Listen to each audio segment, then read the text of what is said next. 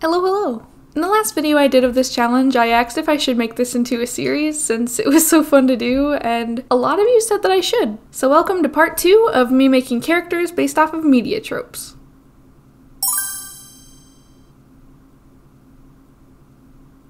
Okay, so let's start this out with a trope that's fairly common across all forms of media, but also fairly simple. The sidekick best friend, aka the main character's ultimate ride or die. This character is closer to the main character than anyone else and really understands them at a deeper level than most. And because of that, they can always jump in and give the MC some incredible advice and comfort when needed. But unfortunately, this character tends to be taken for granted, both by the people around them and the people watching the show. And it's usually because they aren't as developed as their friends and are kind of chopped up to being the show's comic relief, with a purpose seemingly revolving around the main character. It makes the best friend feel almost one-dimensional. And it's sad to see because this character usually has some great potential to be really interesting if they were developed properly, but that just isn't the case. And I mean, sometimes we'll get lucky and the best friend will do something fairly notable for the story or plot, but they hardly get any proper recognition for it, and then they just kind of go back to being the silly, weak comic relief character next episode. However, one thing that's important to note is that despite all of that, the best friend's role is actually incredibly important to the story. While on the surface they may seem either boring or useless, in reality they act as the foundation and main pillar of support that allows the MC to do whatever they need to do for the story. They keep the MC on their feet and with a head held high. Without them, the main character might not be able to do those main character things. And that's why they're there in the first place. They're a supporting role. They're not meant to be completely fleshed out, regardless of how us as the viewer feel about that.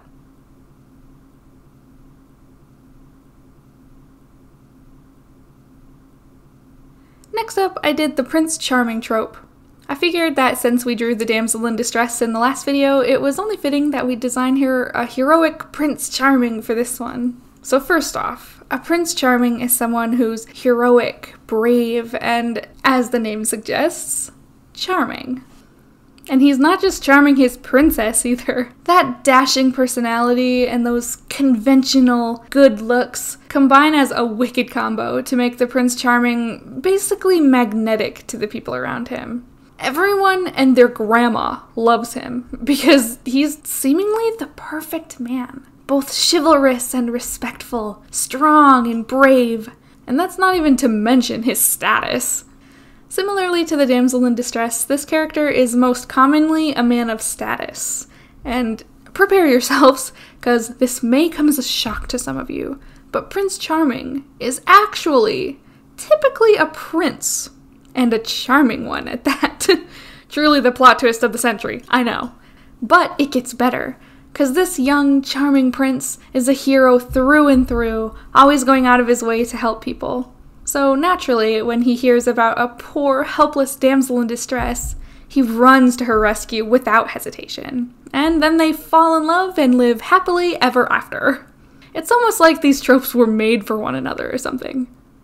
Anyway, I find that this trope is quite interesting in origin, but when it's done properly, it can actually be really sweet.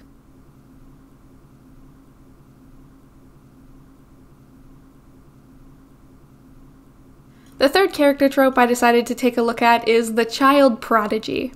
This character is someone that's extraordinarily gifted in a specific subject from a very young age, often seen as a young genius by the adults around him. Now, depending on the story, this can be anything ranging from academics or something creative to magic or fighting prowess.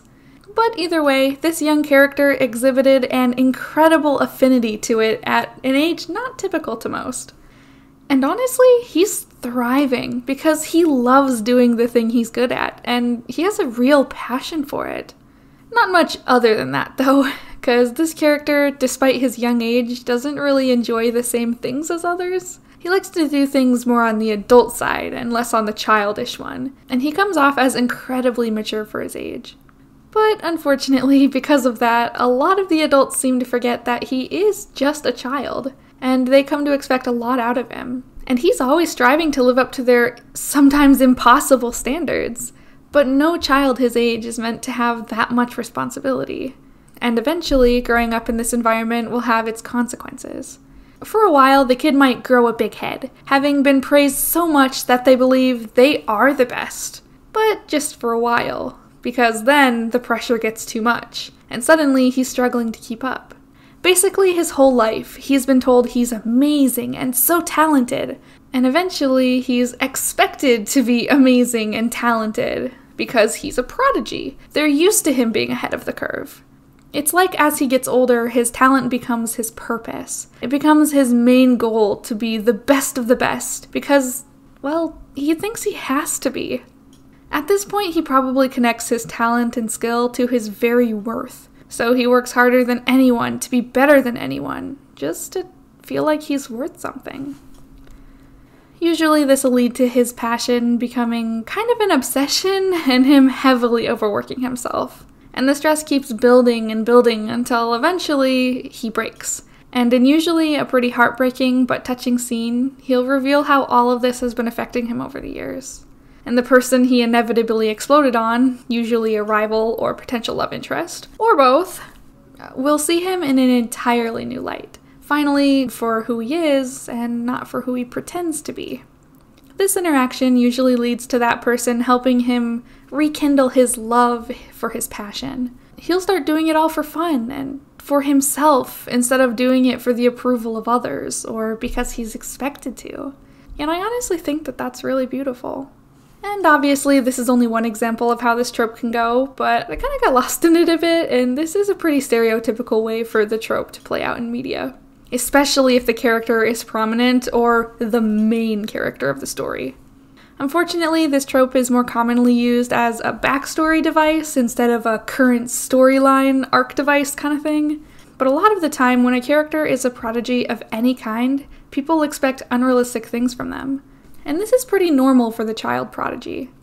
Despite the intentions of the people around them, when you're really, really skilled at something and enjoy that thing, people kind of naturally expect you to jump in and do that thing. And they usually expect you to do it well. So the child prodigy often finds themselves being overly relied on or overworking themselves to keep up with the demands of others, which is really unfortunate. But luckily, in a lot of cases, these prodigies end up having great people around them to kind of take care of them.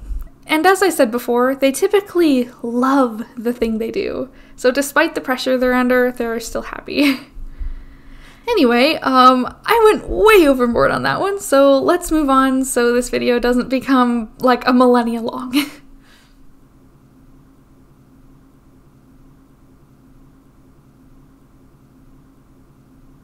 The fourth character trope I decided to draw was a bit different because it required me to design two characters in one. This is the polar opposite twins trope. This specific trope is a situation where a set of identical twins have contrasting personalities. These two are like the yin and yang of people, so much so that their friends might find it hard to believe that they're related if it weren't for the fact that they're literally twins. Because sure, physically they're identical, but in every other form they're completely different, nearly on two opposite ends of every spectrum you put them on.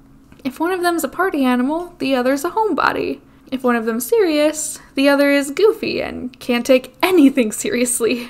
And if one of them loves sports, the other doesn't have a single athletic bone in their body. And that's kind of the whole idea with this trope, to give the viewer a sense of push and pull with visual versus narrative interest. Identical appearance, contrasting personalities. Though I suppose near identical would fit better here, because there's usually like subtle physical differences that highlight the separate hobbies they enjoy and their personalities. And I will note that in some cases they don't even really look alike that much, because while most of the time writers will make them identical twins, the trope is sometimes written with fraternal twins as well, such as in Bleach or My Little Pony. But in either case, they're written to very clearly love and care for one another. Despite their stark differences, they're each other's favorite and most cherished person in the entire world. Because they're so different, that they work perfectly. They meld around each other perfectly, filling in every missing piece of the puzzle. And there's not a thing in the universe that could change that.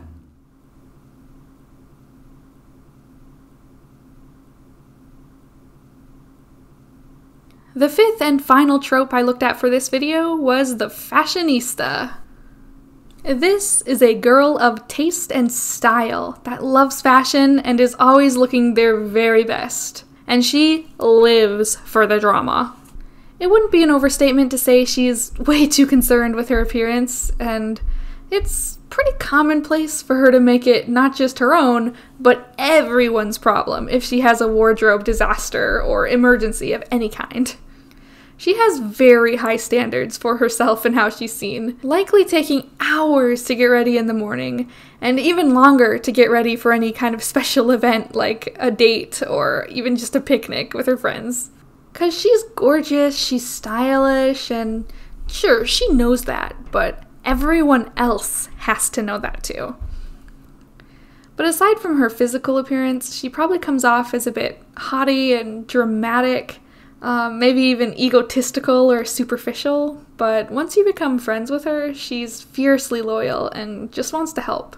She'll do it in her own way, of course, with makeovers, gossip sessions, gifts, and maybe even some advice. And she loves doing all that. But it's honestly a little hard for the fashionista to make actual, long-lasting connections. Because a lot of people look at her and they think that her interests and personality don't really go past her wanting to buy clothes and wanting to be pretty and wanting to go shopping. They think she's shallow or easy, so typically people avoid her or just try to pick her up instead of taking time to actually get to know her for who she is. And yeah, she might seem cruel sometimes because she's a little too honest for her own good, but she's actually a very caring person. More in a sense that she's a girl's girl and will look after you if you need it, but she'll make you laugh and will boost your confidence or buy you gifts to make you feel better on a bad day. And even though this trope has some negative connotations, mostly because of the toxicity of the female fashion industry, this trope is really just about a woman that loves fashion, loves to feel beautiful, and loves to make other people feel beautiful too.